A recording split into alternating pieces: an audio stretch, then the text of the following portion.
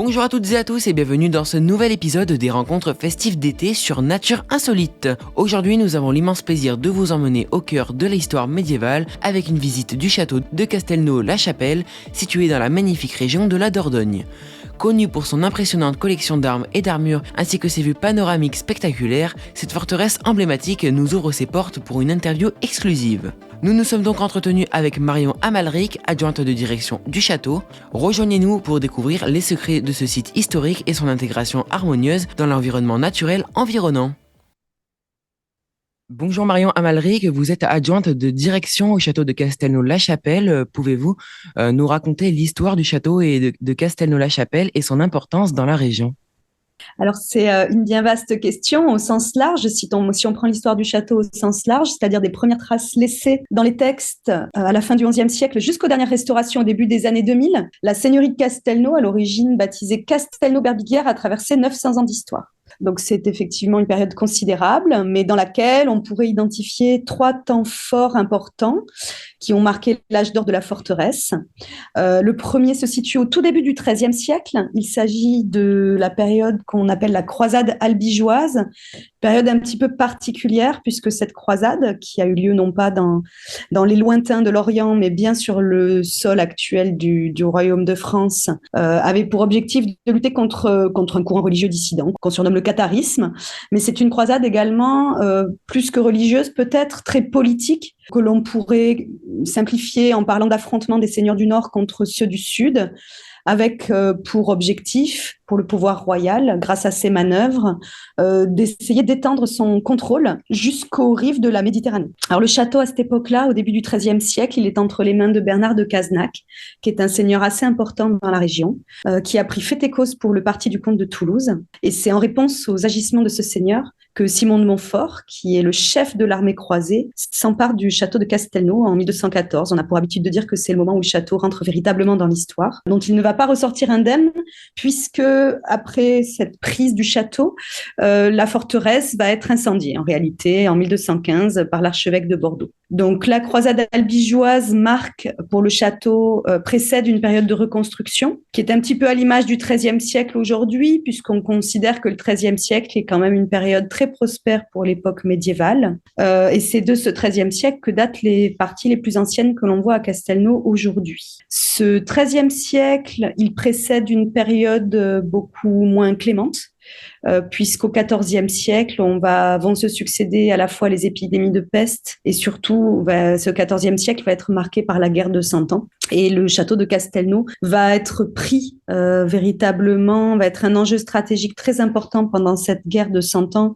où vont s'affronter le roi de France et le roi d'Angleterre, notamment parce que la dernière héritière du château de Castelnau, Magne de Castelnau, va épouser un seigneur venu d'Agen, Nompart de Caumont, une puissante famille, qui, elle, est parfaite et défend en réalité le camp de l'Angleterre. Donc à cette époque-là, Castelnau est occupé par des garnisons de militaires professionnels qui sont généralement plus sensibles aux espèces sonnantes et trébuchantes qu'à l'attachement qu'ils vouent véritablement à l'un ou à l'autre camp. Donc le château va être ballotté, va passer d'un camp à l'autre assez fréquemment, entre 5 et 7 fois tout au long du conflit, entre 1337 et 1453, au gré des alliances en fait et des revirements de ses défenseurs. Jusqu'à ce que le roi de France commandite le siège de la forteresse en 1442, qui sera le dernier siège connu du château de Castelnau et qui va le ramener définitivement, ce château, dans le giron de la couronne française. Le dernier événement marquant qu'a connu le château de Castelnau véritablement sont les guerres de religion, donc une guerre civile extrêmement meurtrière qui a frappé de plein fouet le Périgord.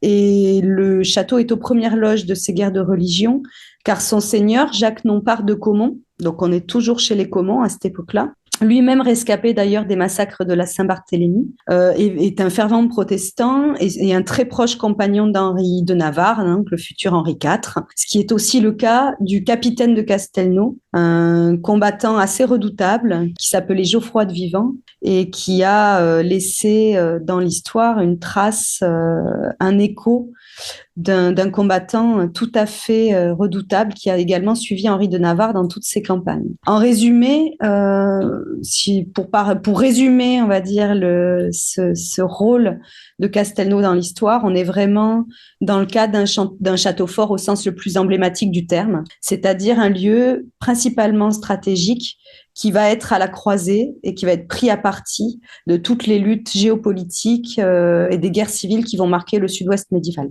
Et quels sont les éléments architecturaux les plus remarquables du château? Alors, comme souvent les châteaux, l'architecture actuelle de Castelnau est en réalité le fruit de plusieurs campagnes de construction qui s'échelonnent du XIIIe au XVIe siècle. Pour que vos auditeurs puissent le représenter, il faut imaginer un ensemble qui est plutôt ramassé, dans lequel on distingue nettement deux enceintes successives, et qui est d'abord impressionnant par sa situation géographique, puisque l'ensemble de ces constructions est perché sur un promontoire rocheux relativement escarpé, qui surplombe la Dordogne à 160 mètres de haut et qui domine la confluence de deux vallées très très importantes pour les déplacements, les communications de l'époque, à savoir la vallée de la Dordogne, très connue bien sûr, et la vallée un petit peu moins connue du Céou. Clairement, au cœur de cet ensemble, ce qui se détache en premier lieu, c'est le donjon. C'est lui qui va capter d'emblée le regard. Ce donjon, il est à cheval sur une épaisse muraille qui fait 15 mètres de haut, qui est bâtie en amande pour mieux faire face aux dangers. C'est une tour carrée, ce qui est souvent le cas dans le sud-ouest, qui fait 30 mètres de hauteur et qui est véritablement conçue à la manière d'un clocher d'église pour marquer le paysage. Le donjon dans un château fort, il est fait pour voir, pour surveiller les alentours et surtout pour être vu. Son architecture, en fait, incarne à elle seule véritablement la puissance militaire du château et c'est aussi une mise en scène du pouvoir. Donc, on pourrait parler là véritablement de l'élément architectural majeur de la forteresse. C'est aussi l'une des constructions les plus anciennes visibles aujourd'hui, puisqu'on est vraiment au cœur du château, qui a été ensuite modernisé et perfectionné pour répondre aux évolutions des méthodes de guerre et surtout aux évolutions de l'armement. L'autre aspect majeur de l'architecture de la forteresse, je citerai également aussi une tour ronde cette fois, qui date du tout début de la Renaissance, ce qu'on appelle la tour d'artillerie à Castelnau, qui est véritablement une tour dernier cri, extrêmement massive. Ses murs font jusqu'à 6 mètres d'épaisseur, qui est régulièrement percée d'ouvertures nouvelles, qu'on va appeler les canonnières, donc faites pour utiliser ces nouvelles armes qui vont avoir beaucoup de succès à partir de la fin du Moyen-Âge, à savoir les canons. Et cette tour, en fait, vient parfaire tout le système défensif du château de Castelnau, aussi bien qu'elle témoigne des dernières grandes ambitions militaires de la place. Quelles étaient les principales fonctions du château au Moyen-Âge et comment ont-elles évolué au fil des siècles? Alors au Moyen-Âge, là on a beaucoup parlé de guerre, de conflits, d'architecture militaire. Il faut savoir qu'au Moyen-Âge, le château est loin d'avoir un rôle seulement militaire. C'est aussi donc un lieu à vocation politique, administratif, qui est à la fois la résidence du seigneur, un lieu d'exercice de son pouvoir et le centre d'exploitation qui va régir toute l'activité économique de la seigneurie, de la châtellenie, c'est-à-dire les différents revenus générés par les terres environnantes administrées par le château. C'est avec la période moderne que le château va perdre progressivement son rôle militaire, d'abord, puisque avec le progrès des canons, on va changer de système de défense. Il va perdre aussi son rôle stratégique progressivement au profit d'autres formes de conflits qui vont se dérouler beaucoup plus aux frontières actuelles du pays. On va être moins sur des conflits territoriaux intérieurs. Il va perdre son rôle résidentiel aussi à partir de l'époque moderne, puisqu'on va avoir des attentes en termes de confort qui sont très différentes et qui vont conduire les seigneurs à se construire de nouveaux châteaux. C'est le cas à Castelnau, puisque les Comons au XVIe siècle vont se faire construire leur petit château d'Émilande, qui va prendre le relais de la vie seigneuriale. Et finalement, en fait, ces châteaux forts, ces puissants châteaux forts du Moyen-Âge ne vont plus finir que par symboliser l'ancienneté des lignages, et en l'occurrence l'ancienneté et la puissance de la famille des Comons. Ensuite, le château va progressivement, comme il perd ses vocations premières, il va tomber progressivement dans l'oubli jusqu'à la Révolution française. Et au 19e, comme souvent, encore une fois, dans l'histoire des châteaux, on va surtout voir dans ces architectures la possibilité de se fournir à peu de frais en pierre, pas cher et de qualité. Donc, il va ensuite falloir attendre tout simplement le XXe siècle pour qu'on porte sur le château un regard tout à fait inédit et nouveau. Et le couple Rossillon, en 1966, va racheter les lieux justement dans l'idée de les restaurer et de les ouvrir au public. C'est vraiment une question très intéressante. Maintenant, question un peu plus complexe. Quelles sont les espèces de la faune et de la flore que l'on peut retrouver dans les environs du château?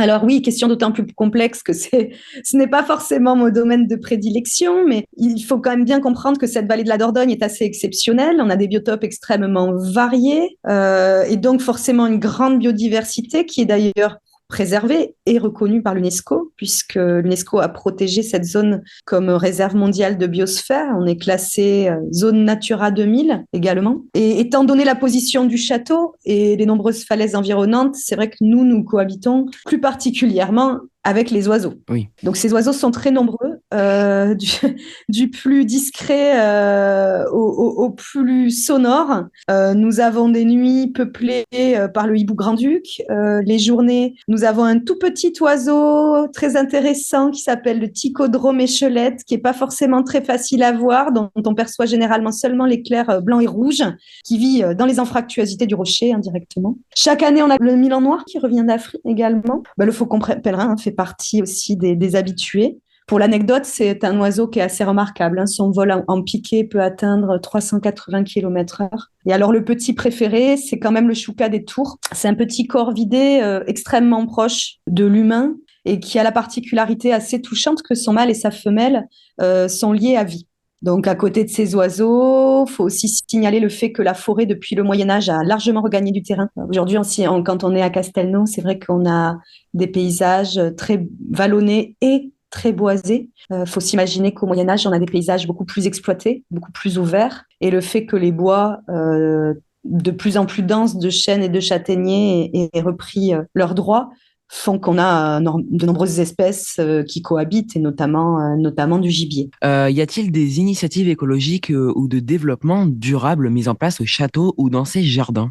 Alors nous n'avons pas, en tant que site touristique, une exploitation très impactante, puisqu'on fonctionne sur l'existant. Mais c'est vrai qu'on a mis quand même rapidement en place tout un ensemble de bonnes pratiques qui ont pour but d'aller effectivement dans le sens de l'environnement. Et comme généralement avec le développement durable, cela va de pair, c'est aussi des initiatives qui sont liées au bon fonctionnement économique du site. Alors d'abord, il y a effectivement l'entretien de nos espaces verts qui se fait avec le concours des jardiniers qui œuvrent au jardin suspendu de Marquessac et avec le personnel du château. Alors nous, ça fait maintenant plusieurs années que nous ne procédons plus qu'à du désherbage manuel, recourons plus du tout aux produits phytosanitaires et l'entretien de nos végétaux. Nous avons une restitution d'un petit jardin médiéval. Tout cela se fait uniquement à partir de produits naturels. Il y a une autre question qui est importante, qui est tributaire de la mise en valeur des monuments historiques, c'est celle de leur mise en lumière. Donc nous sommes passés progressivement au LED, tous nos éclairages. Nous avons également diminué les éclairages, la durée des éclairages nocturnes. Oui. Pour la concentrer sur la période estivale et pour que les châteaux ne soient plus allumés tout au long de la nuit, bien sûr. Ces actions écologiques portent aussi, à visée écologique, portent aussi sur notre communication, forcément. Donc là, on essaye de développer des supports digitaux autant que possible.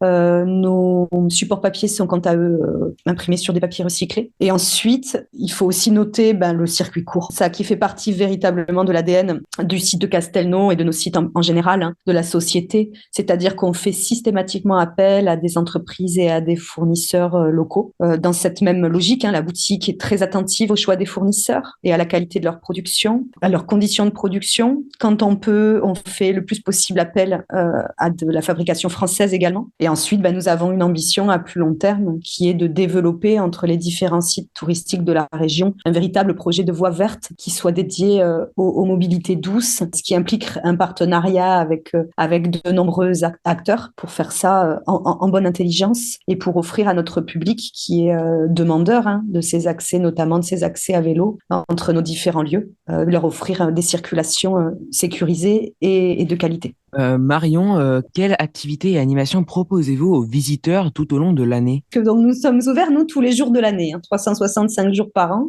ce qui est en soi une performance. Et donc, effectivement, nous avons à cœur de proposer à notre public des choses très diverses et variées tout au long de l'année, y compris hors saison, toujours avec l'objectif qu'il n'y ait pas de supplément de prix au billet d'entrée, que tout ça soit accessible dès l'entrée sur site, avec pour but de permettre au public d'apprendre en s'amusant. Ça fait vraiment partie de l'ADN du château. Alors, on a de tout temps développé une offre destinée au groupe et plus particulièrement aux scolaires. Nous en recevons plusieurs milliers par an des scolaires. Ils ont le choix entre de nombreux ateliers, visites guidées, ateliers pédagogiques qui traitent de très nombreux sujets, pas seulement d'architecture militaire, encore une fois. Nous proposons des activités autour de la danse, de la cuisine, de la calligraphie également, et j'en passe. Et il y a donc dans un second temps, effectivement, cette programmation ficelée chaque année à destination du public individuel, souvent familial. Alors, ces animations, elles vont du plus classique au plus spectaculaire, je dirais, c'est-à-dire que nous avons à la fois des visites guidées, bien sûr, sur l'histoire et l'architecture de la forteresse, mais aussi sur le musée et les collections, bien que l'intérieur du château de Castelnau se visite surtout librement. Nous avons également des visites thématiques que nous avons développées ces dernières années pour traiter d'aspects plus proches de la vie des gens, savoir le quotidien au Moyen-Âge. Ces visites, elles sont menées par un guide en costume. Elles portent sur principalement les bâtisseurs et les artisans du Moyen-Âge, mais aussi sur le jardin et l'usage des plantes. Et nous avons également une visite thématique qui est sur l'hygiène et la santé du temps des seigneurs. Nous avons également des démonstrations de savoir-faire, surtout de la forge à Castelnau, depuis de très nombreuses années, avec des artisans qui ont à cœur de partager leurs connaissances et leurs expérimentations. Nous avons des événements de reconstitution également qui ont toujours eu lieu à Castelnau. Quand nous pouvons, nous faisons aussi intervenir des historiens, soit des historiens reconstituteurs, soit des historiens locaux qui vont venir parler de différents sujets de recherche sur l'histoire de la région. Nous proposons régulièrement aussi des expositions. Nous avons fait 2 années consécutives, nous avons orchestré une exposition Playmobil à travers le château, toujours pour parler du Moyen-Âge, mais en faisant un pas de côté, dirons-nous. Nous avons fait intervenir cette année un costumier historique à Noël qui a fait une superbe exposition sur le costume, la mode en fait aristocratique pendant la guerre de 100 ans, pour voir à quel point le goût vestimentaire des élites évolue rapidement sur ces époques-là comme pour aujourd'hui finalement. Donc c'était une exposition qui traitait de ces évolutions par tranche de 20 ans pour souligner à quel point on portait attention aussi à ces sujets-là dans la société médiévale. Et nous avons nos spectacles de l'été qui sont très attendus, très prisés. Un petit spectacle en journée qui est sous forme de farce médiévale, mais qui propose une scénette autour du maniement d'armes, avec des échanges, des passes d'armes chorégraphiées par nos 2 comédiens qui vont intervenir cette année. Et nous avons également un nocturne à Castelnau depuis, j'ai presque envie de dire toujours, mais c'est un peu exagéré, au moins 30 ans. Les premiers nocturnes de Castelnau remontent au début des années 90, c'est pour dire. Ce nocturne a eu plusieurs formes tout au long de son histoire et actuellement c'est une pièce de théâtre historique itinérante qui invite le visiteur à se plonger dans le quotidien des habitants de la forteresse du temps des guerres de religion dont je vous parlais tout à l'heure et du temps des faits d'armes de ce fameux Geoffroy de Vivant. Et comment travaillez-vous avec la communauté locale pour promouvoir le patrimoine? Alors de bien des manières. Tout d'abord, j'ai envie de citer quand même l'association Sites en Périgord, dont le château de Castelnau fait partie, aux côtés de 11 autres sites. Cette association, elle a été créée en 89 et elle comprend une très grande diversité de lieux, c'est sa singularité. Très grande diversité de lieux patrimoniaux, puisqu'on trouve en son sein des grottes, un gouffre, une maison forte, des châteaux, des jardins, des parcs. L'objectif de cette association, c'est de mutualiser les efforts de communication, notamment, pour, grâce à une image harmonisée et des actions de mise en valeur coordonnées, pouvoir contribuer en fait à la notoriété et à la construction de l'image de la destination Périgord. Ensuite, nous avons des partenariats plus classiques, dirons-nous, bien évidemment, incontournables avec l'Office de tourisme de Sarlat, mais aussi avec le conseil, le CDT de la Dordogne, donc le département. Et ensuite, nous participons de fait très activement à la vie et au développement de la municipalité de Castelnau, puisque par le biais de nos activités, effectivement, les retombées pour le village sont extrêmement nombreuses et variées. Pouvez-vous nous partager une anecdote ou une histoire intéressante liée au château que peu de gens connaissent? Alors, sans hésitation, j'aimerais parler d'une anecdote qui a la particularité de faire le lien entre le passé et le présent, puisque c'est au château de Castelnau que s'est nouée la formidable aventure qu'a représentée à la fin des années 80 la construction du premier trébuchet entièrement fonctionnel depuis le Moyen Âge, en fait. Depuis, malgré plusieurs tentatives, durant la période moderne notamment, cela faisait 500 ans que l'on avait été incapable de construire un trébuchet qui marchait. Le secret de fabrication de ces machines était au Moyen Âge une source de revenus très importante et donc c'était des connaissances que l'on cherchait à dissimuler, que l'on se réservait jalousement et qui, de ce fait, s'étaient perdues dans les affres du temps. Et quand ça a été un des premiers projets menés à Castelnau, d'ailleurs aujourd'hui les machines font vraiment partie de l'identité, de l'ADN du château de Castelnau. Mais pour construire ce premier trébuchet qui a tiré pour la première fois en 1987, il a fallu 3 ans de travail et des efforts conjugués du propriétaire du site qui était polytechnicien, anciennement affecté au projet Ariane avant de se consacrer à la vie du château de Castelnau, d'un historien également, Jacques Miquel, qui a effectué un